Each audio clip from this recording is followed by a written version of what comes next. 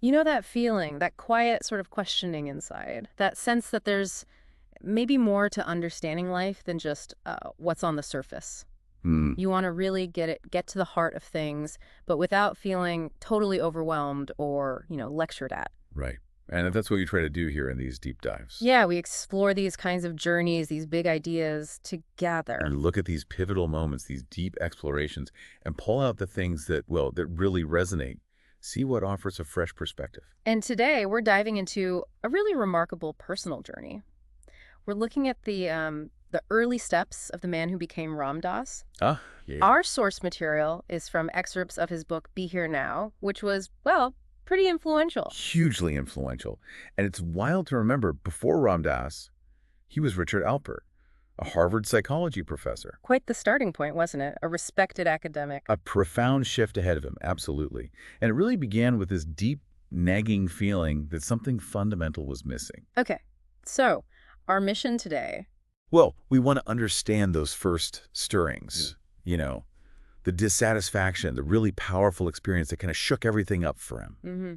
and how he initially tried to make sense of it all. Yeah. We'll look at his unease with academia, that catalytic psychedelic experience, Right. his first attempts to understand it, and those early hints of a deeper kind of search beginning. So let's start there with the academic world. Even with all that success at Harvard, Richard Alpert felt off. Deeply off. Yeah. He called himself a game player back then, teaching theories others came up with, doing research within the accepted boxes, Playing the game. playing the game. Mm. And what's really interesting is, despite having, the doctorate, the publications, the grants, all the external stuff, Right. there was this internal disconnect. He felt that psychology, as it was being taught and practiced, wasn't really getting to the crux of the matter. Like what it means to be human. Achievement, anxiety, Yeah, kind of thing. all that core stuff. He felt the theories were sort of skirting around it. And this wasn't just an idea, right? It was physical for him, too. Oh, very much so. He talked about intense anxiety before lectures, even things like diarrhea, real physical tension. Wow. Even though outwardly he was the successful one. Yeah, the accomplished academic, the one who made it. But inside, he felt he was playing a role, deeply aware that he didn't have any real profound understanding himself. That really highlights something important, doesn't it? That outward success doesn't automatically equal inner peace. Not at all. And he tried to fill that inner emptiness, the ways our culture often suggests, getting more stuff, seeking status, chasing fleeting pleasures. Mm-hmm. Did any of it work? Nope. Nothing brought lasting contentment. He even saw it in his colleagues, this focus on personality as just like abstract variables rather than the richness of actual human experience. And his background played into this, too. He mentioned a Jewish, anxiety-ridden, high-achieving tradition. Yeah, that pressure was there. He even tried psychoanalysis, but the spiritual side of his upbringing felt disconnected, empty almost. Okay, so this feeling of something missing, despite all the achievements, that really sets the scene. It absolutely does. It sets the stage for the big turning point, which happened on March 6th when he took psilocybin. One of the classic psychedelics. Right. Known for altering consciousness, perception. And this is where his story takes a really sharp turn. How did you describe it? He said his very sense of being Richard Alpert started to dissolve.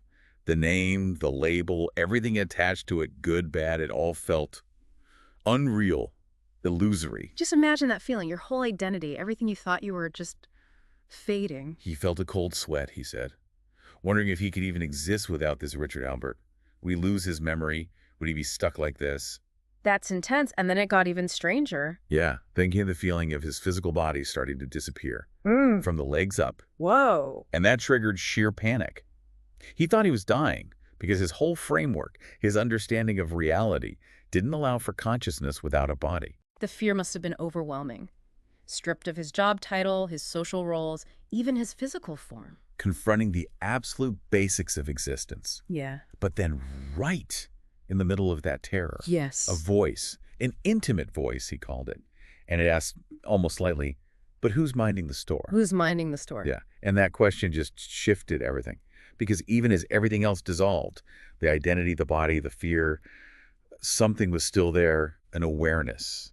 An eye. An observer. Exactly. An observer watching the whole show, including the panic, but watching it with what he described as calm compassion. That's profound. Not just thinking about it, but experiencing an I that exists beyond identity, beyond the body, even beyond life and death itself. And this eye felt wise. It felt truthful. It completely shifted his focus away from needing external approval towards trusting this inner knowing. So the fear just Transformed into exhilaration. He literally ran out into the snow, just filled with joy. It was a total perspective shift. So this experience, it wasn't just a weird trip. It opened a door. A huge door to a completely different way of seeing reality.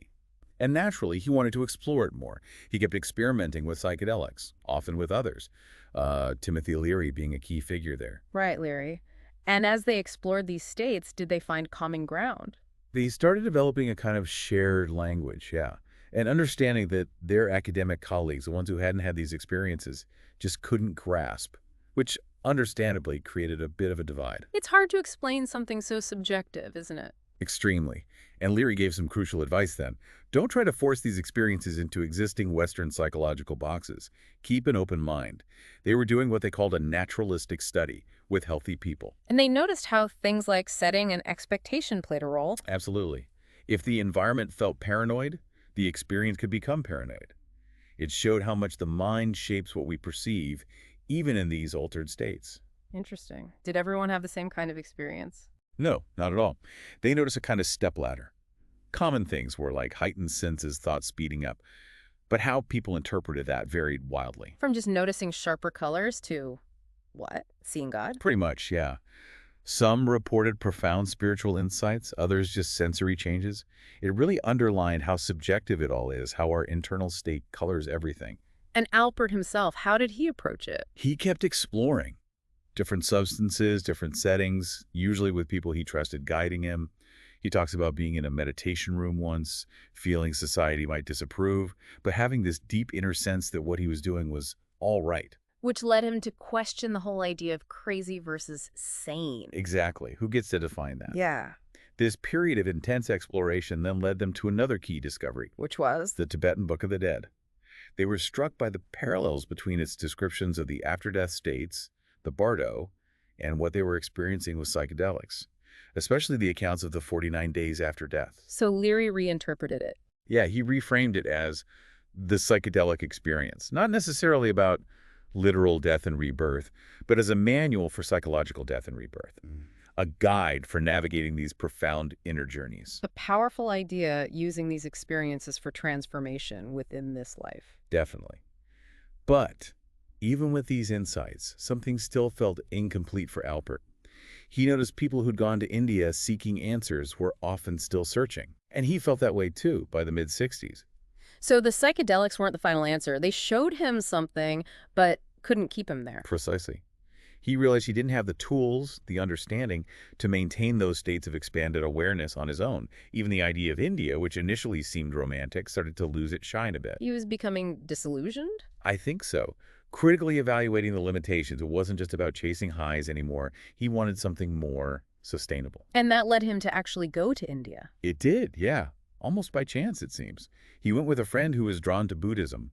And kind of ironically, he took a bottle of LSD with him. LSD. Why? He thought maybe he could give it to some holy men, hoping they could shed light on what this powerful substance really was. Okay, so he's in India, but still kind of searching, maybe a bit weary of the psychedelic cycle. Very weary. He described knowing the psychedelics would show him the garden, this beautiful state, but then kick him out again. He couldn't figure out how to stay. That longing must have been intense. It was. He talks about feeling real despair, sitting in a hippie restaurant somewhere, feeling like everyone was looking at him with this unspoken question. Do you know? Do you have the answer? And inside, he just felt uncertain. But then something shifted. Then came a key encounter. Right there in that restaurant, he met this staggering man, as he put it, an American actually, who started teaching him about using mantras, about beads. An unexpected teacher. Totally unexpected. And it presented a choice. Stick to his plan to go to Japan or go off on a temple pilgrimage with this guy who had basically no money. And he chose the pilgrimage. He did. Which was a big step, right? Moving away from seeking knowledge externally and towards, well, surrendering to guidance. following someone else's lead. And this led him to Maharaji. Eventually, yes. First, some visa issues led him to stay at a holy man's estate, where he just started practicing surrender, doing what he was told, eat this, sit here, simple stuff, but a different way of being for him. Letting go of control. Yeah. Then after some weeks in a Chinese Buddhist monastery, he finally met Maharaji. What were those first meetings like? Were they dramatic? Surprisingly, ordinary on the surface. Maharaji asked about his vehicle, then immediately told him to give food to some people. Very simple, practical. But then there were these flashes of something else. Maharaji just casually saying, "You were out under the stars last night. You were thinking about your mother." Whoa, how could he know that? Exactly. It showed this awareness beyond the normal senses. It wasn't ordinary at all underneath. And then came the moment with the LSD he'd brought. Right. He got a message urgently. Go see Maharaji. He gets there, and Maharaji asks him straight out, "Have you got a question?" And then, "Where's the medicine?" Calling LSD medicine? Yeah, that surprised Alpert, too. It suggested a completely different viewpoint. So he offered it. A really potent dose, apparently, called white lightning. And what happened? Did Maharaji trip? That's the incredible part. Maharaji just took this massive dose, swallowed it, and nothing changed outwardly. He remained in this state the book calls Sahaj Samadhi. Sahaj Samadhi? Sort of a natural, effortless state of deep, meditative absorption. Completely present, but seemingly untouched by the effects of the drug or the world as most people experience it. Wow. So Maharaji didn't need a substance to be in that profound state. Not at all. It showed Alpert a different path entirely, one based on inner development, not external triggers. And you saw the devotion around Maharaji, people protecting him, bringing gifts, which eventually built temples, almost without him trying. This seems to lead to that idea about the secrets not really being secret. Yeah. Exactly. That the secrets of the East, the mystical truths, aren't hidden away. They're stated openly. It reminds me of that image he uses, the magic theater for madmen only. Where the price of admission is your mind. Right. And the question is simply, can you see it? The secret is secret only because of where our heads are at. Our receiving mechanism isn't tuned to that frequency, you know? So it's not about finding hidden knowledge, but about shifting our own internal state. That's the core of it. He realized he'd read spiritual books before but hadn't understood them because he was looking from the wrong place, from his rational, analytical mind. Until he realized you only read to yourself, meaning understanding comes from within. Precisely. It comes from that inner shift. And looking back, he saw his whole previous game, the academic achievements, the status, the rewards. It was all ultimately empty. It didn't work. He knew there was something else, but couldn't get there. Couldn't access it until he was ready to give up the old way, to become receptive to the next message, as he put it. He saw the contrast between his puny ego and the feeling he got when he was high. Feeling out of time, out of space. Yeah, that felt more real in a way than the everyday hustle. Except there was still suffering involved, even in those states sometimes, or in the coming down. Which brings us to that paradoxical idea about suffering. The idea that the spiritual path requires total suffering, but it's got to be suffering that is no suffering. Okay, unpack that a bit. How can suffering be no suffering? It means experiencing the whole range, the pain, the difficulty, but without identifying as the sufferer, without getting completely lost in the story of, poor me, I am suffering. Like the image he uses of Christ on the cross. Yeah, experiencing it all, but with absolute compassion. Understanding the bigger picture, the why behind it, maybe, without being consumed by the personal agony. So pleasure, pain, loss, gain, they're all just experiences passing through. Different sides of the same coin, ultimately transient. Recognizing their impermanent nature is key to not getting hooked by them. And that image he gives. You're standing on a bridge watching yourself go by. Such a powerful image, isn't it? Yeah. It perfectly captures that idea of the witnessing self. The part of you that can just observe your thoughts, your feelings, your life unfolding without getting swept away. The detached observer. Yeah. And developing that ability to step back, to watch ourselves and our lives with that calm compassion. That's really the foundation for inner freedom, for starting to understand who we truly are beyond the surface roles and dramas. So wrapping up this part of the journey from Be Here Now, the big takeaway seems to be that initial crucial step.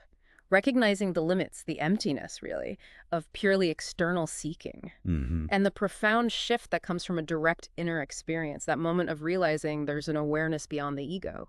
Absolutely. Yeah. It all points back to looking within, to questioning how much we identify with our thoughts, our roles, our need for validation from the outside. Can you see it? Is your magic theater tuned in? Which leads us perfectly into our reflection moment. Hmm. Thinking about all this. Maybe consider, what games you might be playing in your own life. Where are you looking for fulfillment? Is it mostly external achievements, approval, possessions? Are you looking in the place that can actually provide lasting contentment, genuine understanding? What might it feel like to consciously step back, even just for a few minutes today? To stand on that inner bridge, as he described it, and just watch your thoughts, your feelings, your reactions go by. Not judging, not clinging, just observing with that calm compassion. Right. What might you notice about yourself, about the flow of your own experience, if you took that perspective? Something to ponder.